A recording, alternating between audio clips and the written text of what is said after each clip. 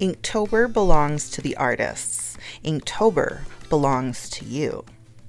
In this video, I'll be showing you the process I use to create each prompt for Inktober 2020. I'm using the Moleskine watercolor sketchbook and waterproof black India ink. Other supplies I may use include white gouache, metallic and white paint markers, and black waterproof pigment liners. All materials are listed in the description box below. All pieces are also posted daily on my Instagram, so go follow me there to see them ahead of the video. I love hearing from you, so definitely feel free to reach out to me there as well. I knew right away what I wanted to draw for radio. I was thinking about one of those little listening stations that look for extraterrestrial radio signals up in the mountains out in the middle of nowhere. I really wanted to make it look and feel kind of eerie and dark, so I went for a silhouette of the trees in the foreground and the listening dish. Getting the mountains in the background right was a bit challenging for me. It's something I've tried before with watercolor as well, and I've never really been able to get it right. When I first started on the mountains, I was really doubting myself and thinking it wouldn't turn out. But after adding the lines in with the brush pen, I ended up liking it a lot. The dish itself was also pretty dark and it didn't seem to stand out enough for me, so I put in the white lines with the paint pen and I felt that really made it pop, so I was happy with it in the end.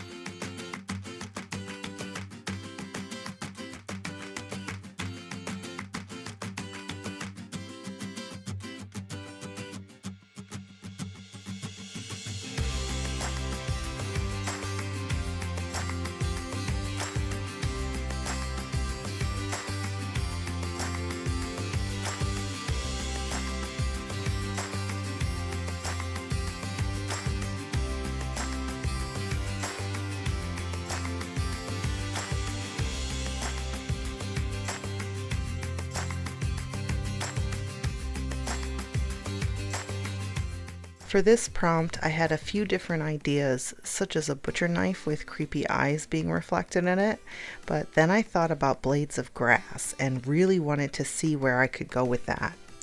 I drew several thumbnails for this idea, and I drew the sketch on the page a bunch of times, and it never came out to my liking.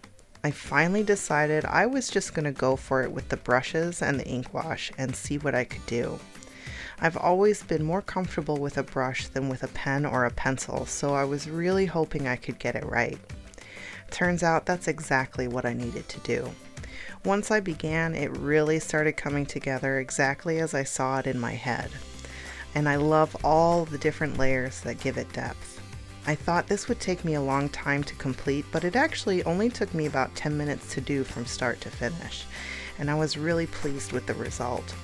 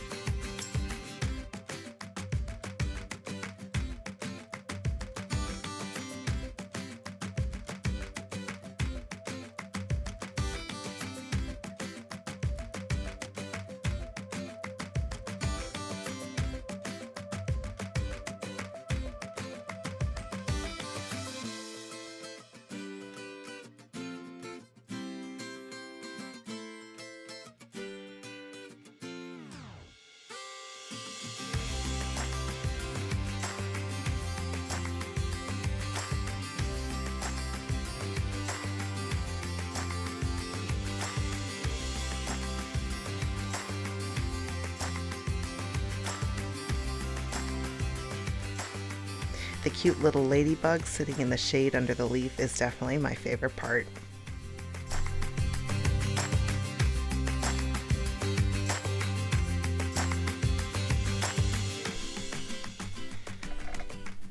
For rodent, I actually looked up all the different animals that fall under the rodent classification.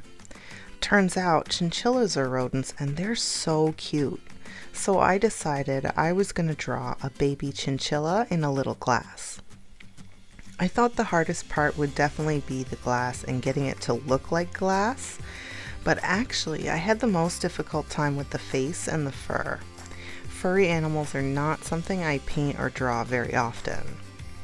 I probably could have gone on adding details to this forever if I let myself, so I decided to leave it kind of sketchy. This time I started with the pigment liner to outline, and I think that allowed it to be more suggestive. This was more about getting the values right, which is definitely something I struggle with. But the more I go on with this challenge, I've been feeling more and more confident in my ability to recognize values in references and translate them to the shades of black using the ink. Overall, I'm really happy with this one, and his little hands and feet are just the cutest.